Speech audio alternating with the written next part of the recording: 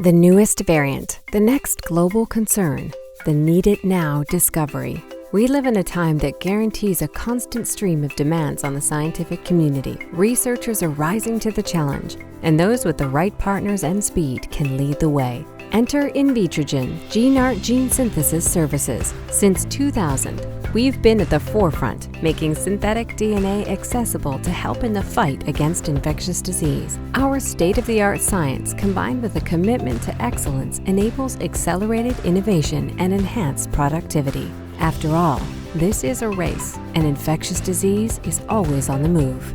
It started with HIV. Then came SARS.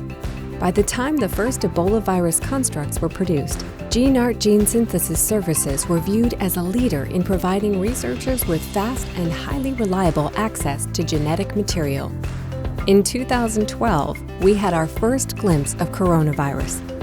And then Ebola took the stage, only to have Zika arrive. It's a constant battle, and one we continue to fight side by side with our customers, who lead the way on COVID-19 vaccine development. We understand the importance of early discovery and research.